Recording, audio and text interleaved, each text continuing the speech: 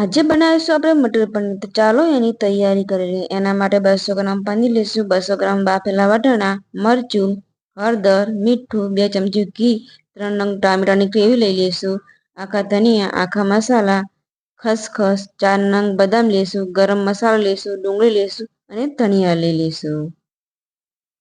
હવે આપણે આ રીતે પનીરને કટિંગ કરી લઈશું.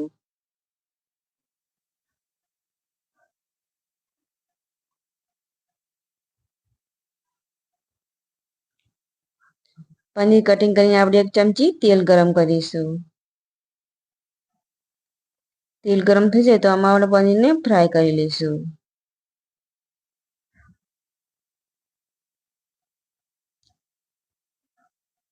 અને હલાવતા જઈશું અને પનીરને એકદમ ગોલ્ડન થવા દઈશું.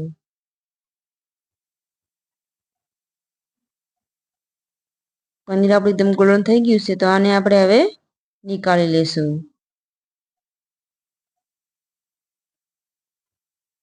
હવે કઢી ગરમ કરીશું. એમાં 1 મોટો કપ તેલ લઈ લઈશું. તેલ ગરમ થાય તો પછી આપણે એમાં ઘી નાખીશું. હવે આપણે 1 ચમચી જીરું નાખીશું અને ડુંગળી ઉમેરી અને આમને આપણે સાંતળી લઈશું. 5 મિનિટ ડુંગળીને આપણે ચડવા દઈશું. ડુંગળી ચડી ગઈ છે. આપણે હવે ટામેટાની ગ્રેવી ઉમેરી દઈશું. આને પણ આપણે ચડવા દઈશું.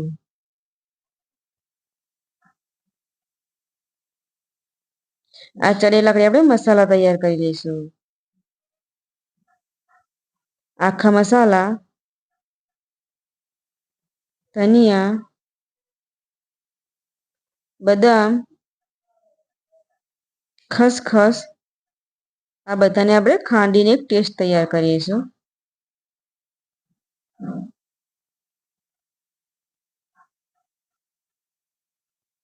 આ રીતે આપણે પેસ્ટ તૈયાર કરીશું.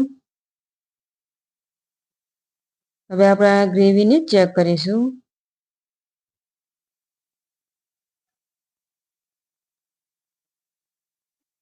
હવે આ મસાલા આપણે આમાં ઉમેરી દઈશું અને બધું મિક્સ કરી દઈશું.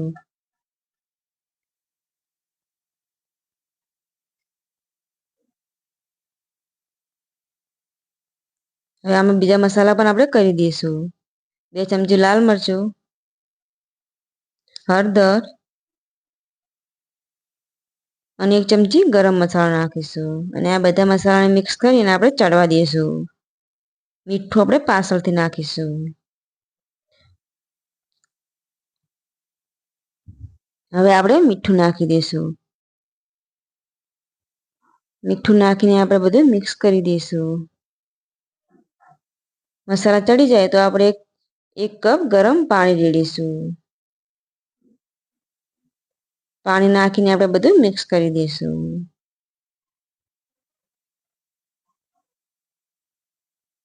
અને આને આપણે ગરમ થવા દઈશું. આ રીતે ગરમ થાય તો આપણે એમાં વટાણા ઉમેરી દઈશું અને મિક્સ કરી દઈશું.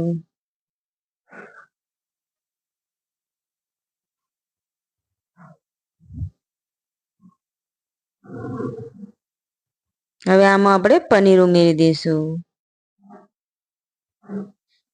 અને બધું મિક્સ કરી દઈશું.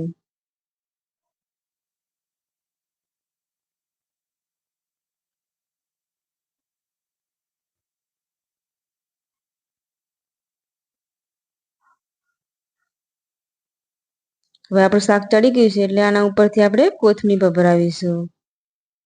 આ રીતે આપણે ઉપરથી કોથમીર ભભરાવી દઈશું.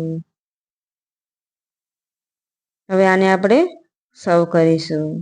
પરોઠા સાથે આપણે આને સર્વ કરીશું. તૈયાર છે આપણું મટર પનીર.